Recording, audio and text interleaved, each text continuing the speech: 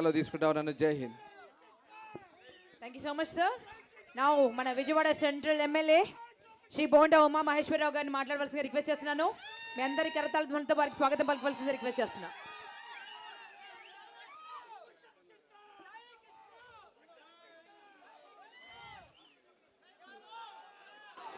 చాలా సంతోషం. ఈరోజు తెలుగు జాతి ముద్దుబిడ్డ సూపర్ స్టార్ ఆగరా తెలుగు ప్రజల ముద్దుబిడ్డ సూపర్ స్టార్ కృష్ణ గారి విగ్రహాన్ని విజయవాడ నగరం నడిబొడ్డున లెనిన్ సెంటర్లో సెంట్రల్ నియోజకవర్గంలో ఏర్పాటు చేసుకోవడం సంతోషం. సూపర్ స్టార్ కృష్ణ గారి గురించి చెప్పాలంటే మాటలు సరిపోవు.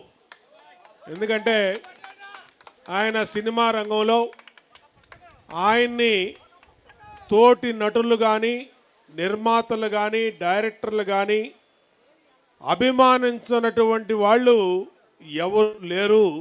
కృష్ణ గారికే ఆ పేరు దక్కింది. ఎందుకంటే అందరితో మంచిగా ఉండి అందరితో మంచి పేరు తెచ్చుకున్నటువంటి మహానటుడు స్వర్గీయ కృష్ణ గారు.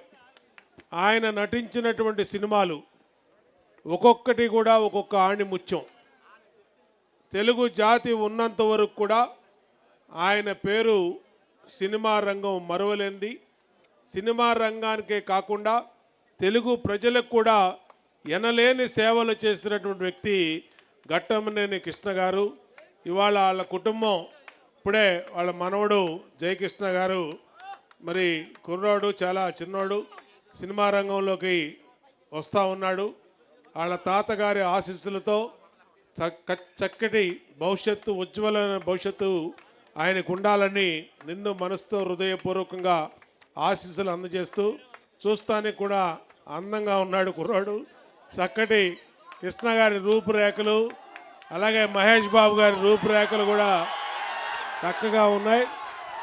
చక్కటి భవిష్యత్తు ఉండాలని దీవిస్తూ ఈ నియోజకవర్గంలో ఈ విగ్రహానికి ప్రారంభానికి ఇచ్చేసినటువంటి మన రఘురామకృష్ణరాజు గారు డిప్యూటీ స్పీకర్ గారికి, స్పీకరు మన